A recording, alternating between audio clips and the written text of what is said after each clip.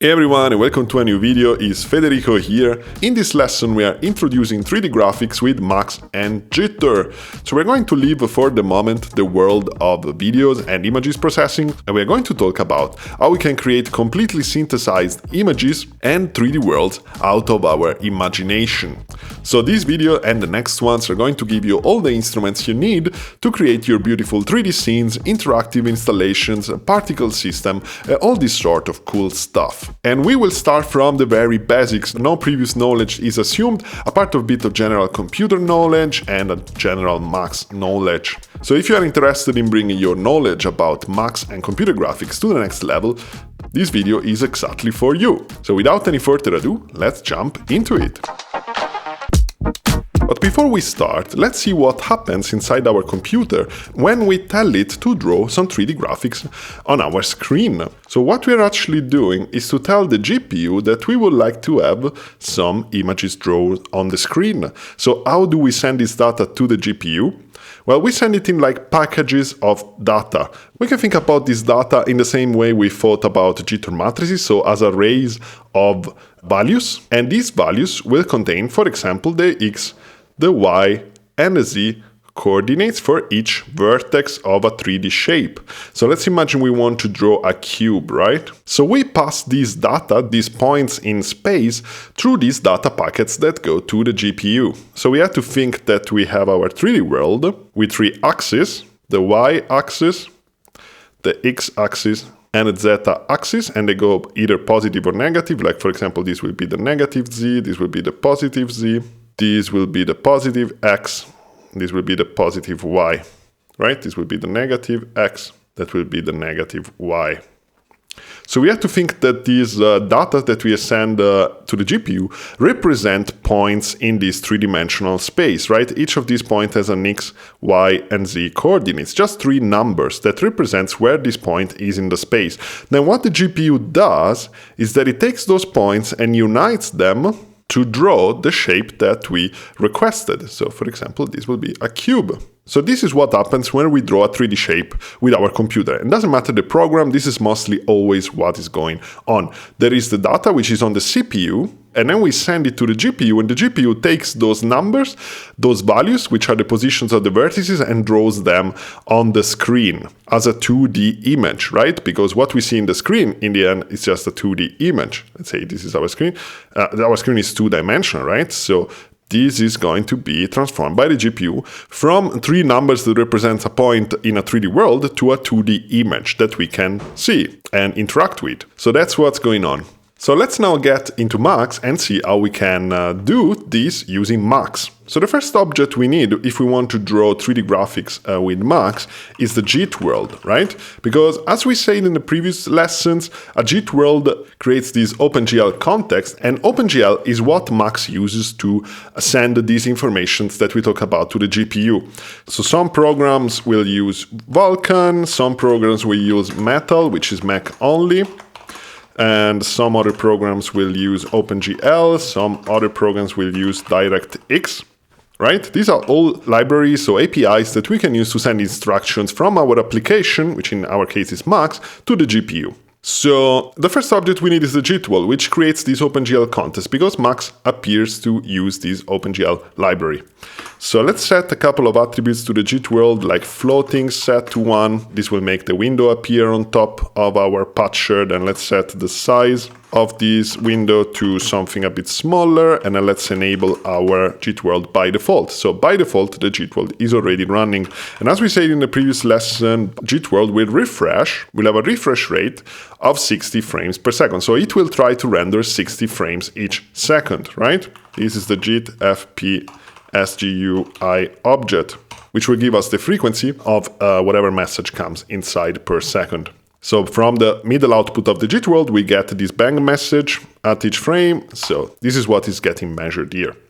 Cool. So let's create our first 3D object, and our 3D object will appear inside this window as by magic. So let's do it. And let's create this object, which is called GGL grid shape. So as you can see, when we create this object, a 3D shape is appearing inside the window.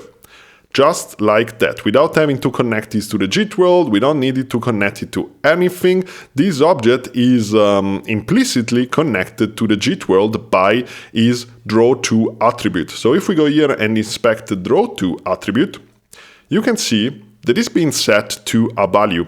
And if we go here in the JIT world and we check his name attribute, we can see that the draw2 attribute of the GGL grid shape is the same as the name attribute of JIT world. So these two objects are connected by that. This GGL grid shape will draw to this OpenGL context which has this name. If you notice, this is the same name that appears here on the rendering window. So we can actually choose ourselves this name, which will be the only argument of JIT world.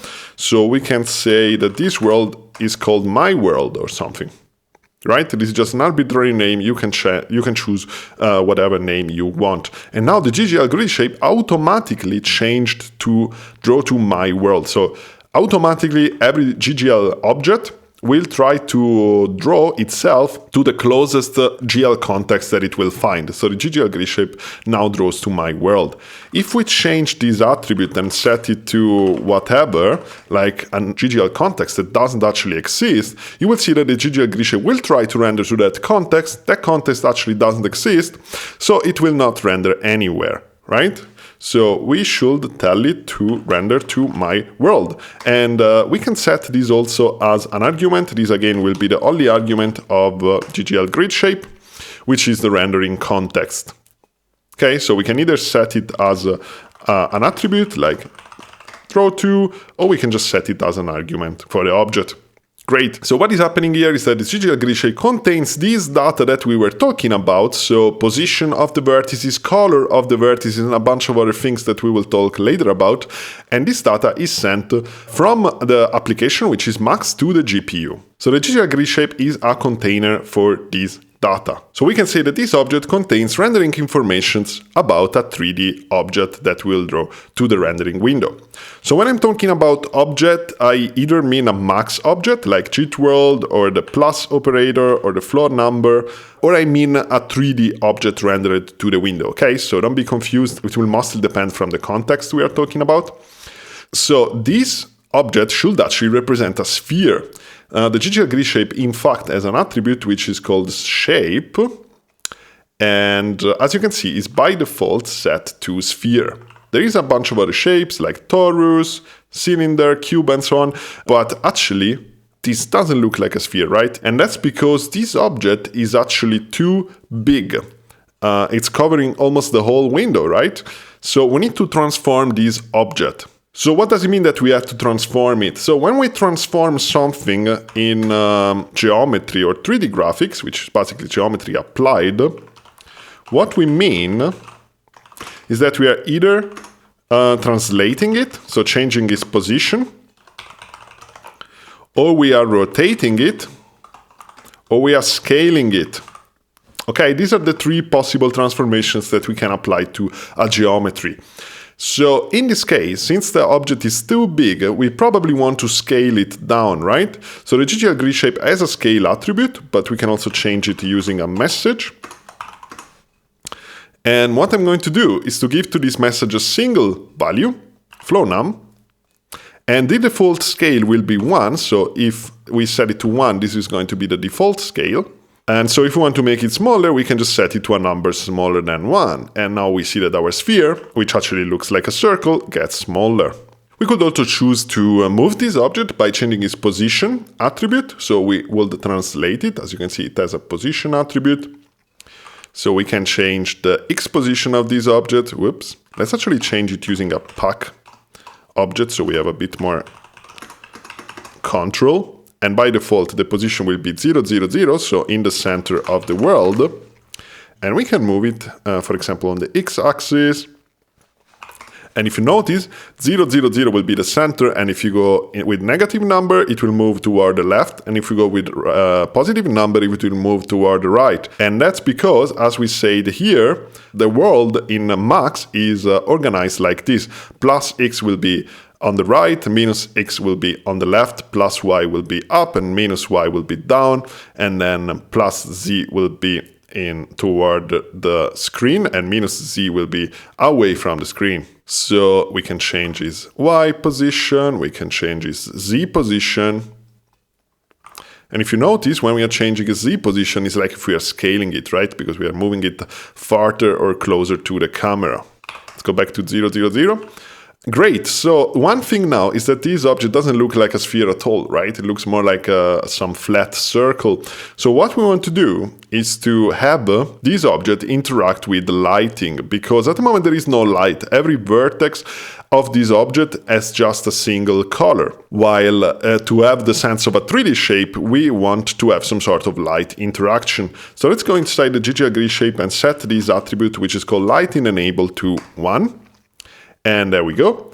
Our object looks more like a 3D object, right? Let's actually change the background color of the JIT world, and we can change it using this erase color attribute here. Erase color. So if we go here, we can change the color of the background to something more pleasant than gray. And why is this called erase color? It's called erase color and not just background color or something, because at every frame the JIT world will erase the whole scene and draw it again from scratch. So everything is rendered from scratch at each frame. And to erase the scene, it will just like if it paints a color on top of the whole scene, and this color is chosen with the erase color attribute. So this is why it's called erase color, because it's like a color that washes everything away from the scene. So great, we have now some lighting interacting with the object. It would be actually nice to be able to look at this object from other sides, and we can do that using an object which is called GGL handle. So we just need to connect it to the GGL grid shape, and now we can interact with this grid shape from the rendering window itself. With the mouse, we can go there and just rotate the shape. If we press Option plus drag, we can move it on the Z axis. So this is Option plus drag.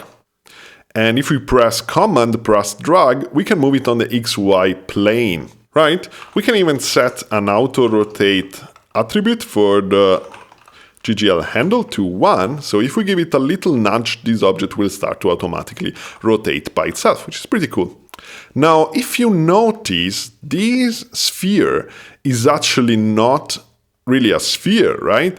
It's made of a bunch of quadrilateral which have all the same color, right? Each one of these 4-side quadrilateral that compose the sphere has actually a single color. So this is what it gives this shape, this kind of low resolution appearance, right? If we want to have a smooth surface for the sphere, we should interpolate the color between all the vertices of the shape so that we will have a smooth gradation of color from the darker to the lighter color. So we can do that by giving to the GGL grid shape an attribute which is called smooth shading, and we set it to 1. Now the surface of the sphere is actually smooth. And we can also change the color of this 3D object by using an attribute which is called color or GL color. Actually, we can use both color or GL color, it will be understood as well. So we click on it and we can choose the color that we prefer for this object. Something like that looks like a juicy orange. Cool. So now if you look again at this object, we can see that actually it's still not a sphere, because the edges of the object are actually straight lines, while in a sphere this will be a continuous curved surface. And that's because we are inside a computer right now, right? So a computer cannot have the necessary resolution that we have in the real world, where a sphere, ideally, is just a continuous curve of atoms, one after the other. If we'll be in the real world and this will be atoms, let's say, the sphere will be a continuous curve of atoms. While in a computer, we are limited by the amount of resolution that this computer can process. We have a certain amount of bits that can represent a position in space, right? So we will never have the same resolution that we have in real life, but we can make this approximation better by having a bigger amount of vertices as well in our computer. Then those vertices will be connected by straight lines, but it will look much smoother if we look at it from far enough. So in order to augment the number of vertices, you remember this is the number of data we are sending to the GPU, we can change the amount of vertices that a GGL grid shape has inside by changing the dimension attribute. So by default, the dimension attribute will be 20 by 20, so exactly as it is right now. And we can change it to something like 200 by 200, so making 10 times bigger. And now, as you can see, let's go back to a nice color. Now, as you can see, the sphere looks much smoother because we have augmented the amount of vertices we are sending to the GPU to render. Now we have 200 by 200 vertices, which is 40,000 vertices in total. Our sphere looks pretty good at the moment. Now, if you are seeing that the edges of the sphere are a bit like a sawtooth, and this is probably more evident if we have less vertices. Let's go back to 20 by 20. If you see that the edges of this sphere look more like a sawtooth, like you can see here, that's because we should enable on the JIT world an attribute which is called FSAA, which means full-scale anti-aliasing. And aliasing simply means that our sampling rate is not high enough to cover the frequency of what we want to represent. Now, in the case of audio, you know that if you want to represent a signal that is, for example, at 100 Hz, you need at least 200 Hz of sampling rate to represent this signal, and this is called the Nyquist frequency. Otherwise, you will have aliasing, and we have the same effect in video. Aliasing is a very complex and big topic, which we are going to go in some future video, but at the moment I don't want to burden you too much with it. Just know that in order to fix a bit this problem of these sawtooth edges, we can set the attribute full-scale anti-aliasing 1 on the JIT world. So mostly you want it always to have it on by default. So every patch you make, you always want to set this attribute on. Let's now hard code the color and the erase color, for example, as well, of the JIT world and of the GGL grid shape. Now, in order to hard code the color, we can do something like that. We can send the message get erase color, so get all connected to erase color to the JIT world, and then from the rightmost outlet, we will get the attribute erase color that is at the moment.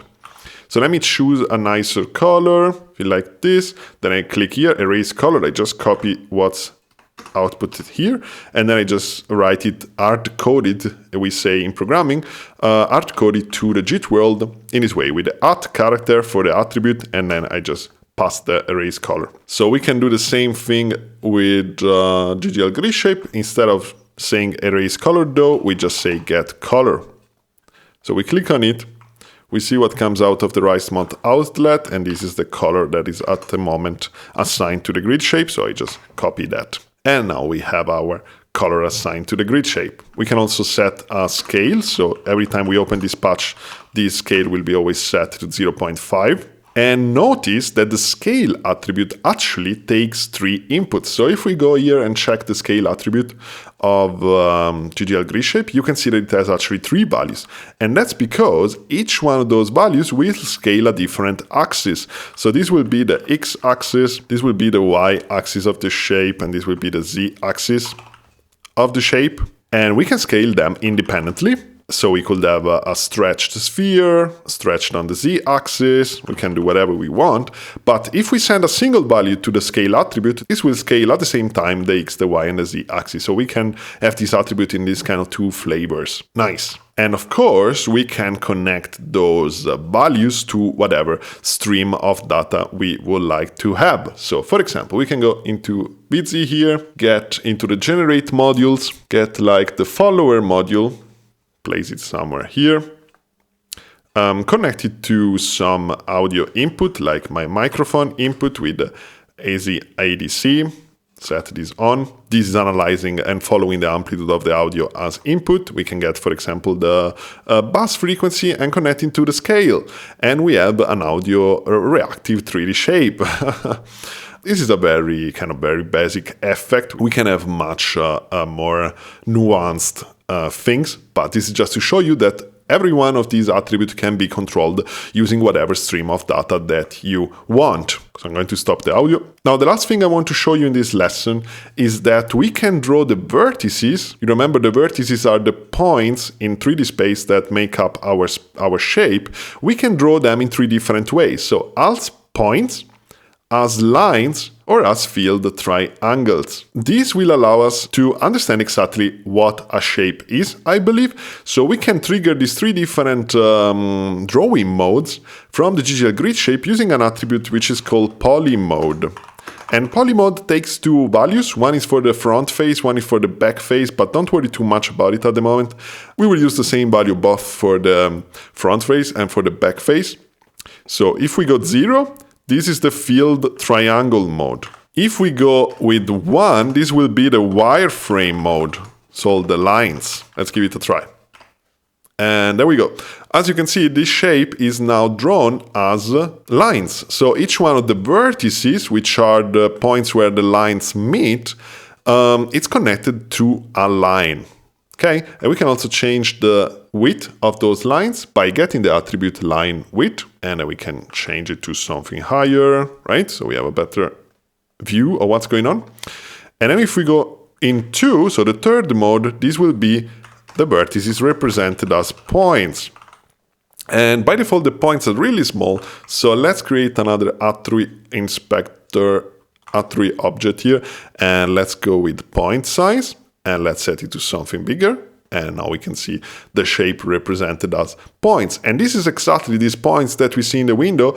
This represents the 3D coordinates that are contained inside a GGL grid shape and that we pass to the GPU to represent this shape in a 2D space, right? So these are called drawing primitives. It's not super important to know, but it's better if you know it than if you don't know it, right? So there we go. This was it for the first lesson on 3D graphics. I don't want to fill your head too much with technical details. I hope this was clear enough. If something was not clear, then write a comment here on the comment section or join my Patreon and contact me there. This video is actually sponsored by my awesome Patreons, without whom this channel will not exist. So if you want to get access to a lot of patches that I created during the years, and I continue to create, you can join my Patreon, support the channel, and get access to a lot of cool stuff. So I hope to see you in the next video. In the meantime, have fun, take care, and see you soon. Ciao.